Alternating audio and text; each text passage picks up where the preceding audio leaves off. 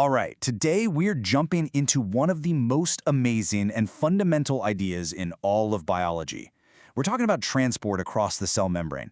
It's this hidden, constant dance of molecules that, believe it or not, powers life itself. So let's get into it and see how our cells manage all this crucial traffic. So think about it like this. How does a tiny little cell act like a bouncer at the coolest club in town, deciding who gets past the velvet rope and who gets told not tonight? It's actually a perfect way to think about it, because a cell's survival literally depends on being super, super picky about what it lets inside. And that bouncer, that gatekeeper, is of course the cell membrane. But you've got to understand, this is not just some simple wall to hold all the bits and pieces in. No, it's an active, you might even say intelligent barrier that is absolutely essential for keeping that cell alive and functioning. Now, the key property here has a kind of fancy name, selectively permeable. But don't let the term fool you. It just means it's picky. It has a strict guest list, right? It lets some molecules waltz right through while it slams the door on others. And that control, well, that control is everything. Okay, so we know it's a picky gatekeeper. But how do things actually cross this barrier? Well, there are two main ways. And we're going to start with the easy one, the path of least resistance. Let's call it going with the flow. This is what we call passive transport. And here it is, the golden rule of passive transport. If you remember one thing about this, make it this. It requires absolutely zero energy from the cell. None. It's effortless. It just happens. So you might be asking, well, if the cell isn't using any energy, what's actually driving the movement? Great question. The answer is something called the concentration gradient. It's simply the difference in how much of something you have in one area compared to another. You know, imagine a super crowded room right next to a completely empty one. That difference? That's a gradient. And this leads us to a fundamental law of nature. Things will always move from an area where there's a lot of them, that crowded room, to an area where there are fewer of them, that nice empty room.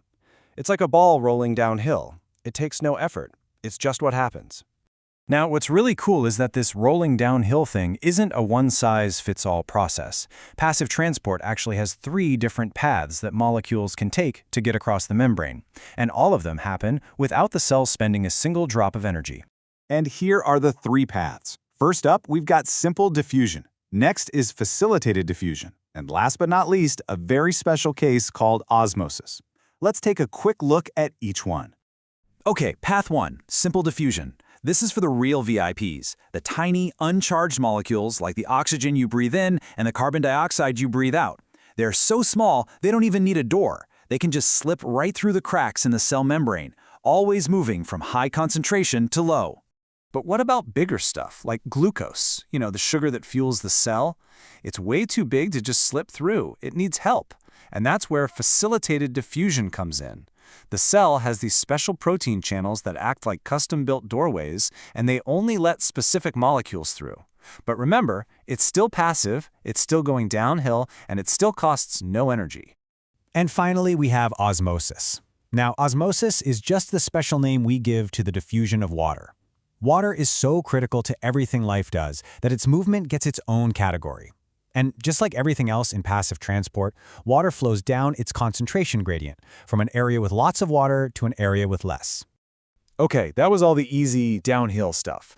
But what if a cell needs to move something against the natural flow?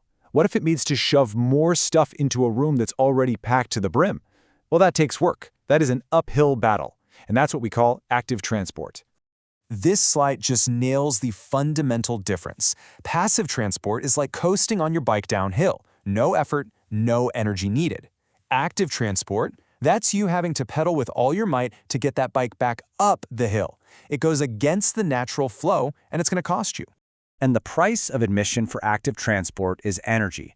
The cell has to pay for it, and it pays with its energy currency, a famous little molecule called ATP. Every single time a substance gets moved against its gradient, the cell has to spend some of its precious ATP. So the direction is the complete opposite of what we saw before. The cell is literally pumping things from an area where there isn't much into an area that's already crowded. It is actively fighting the natural flow of diffusion. And the most famous example of this, the textbook case, is the sodium-potassium pump. This tiny machine is constantly working in tons of our cells, burning energy to pump sodium out and drag potassium in. And this isn't just for fun. It's absolutely essential for pretty much everything, from your brain sending a signal to your muscles contracting. So, let's pull it all together for one final showdown. We've got the effortless downhill slide of passive transport on one side and the energy-guzzling uphill climb of active transport on the other. Let's make sure that difference is absolutely crystal clear. It all comes down to this. Seriously, if you forget everything else, just remember this. Passive transport, no energy needed, moves from high to low. Active transport needs energy, moves from low to high. It really is that simple at its core. And this table right here, this is your ultimate cheat sheet. It lays it all out, side by side. You can see the contrast so clearly. Energy use, none versus ATP. Direction, high to low versus low to high. And the classic examples, diffusion and osmosis versus that workhorse, the sodium-potassium pump.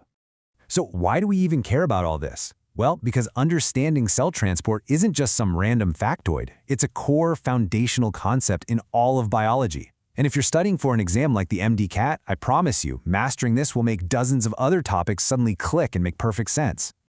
So I'm going to leave you with one last thing to think about. Cells spend a massive amount of their energy on active transport. They work tirelessly to create an internal environment that's totally different from the world outside. So, what does that tell us about the importance of life itself? Maybe it tells us that life isn't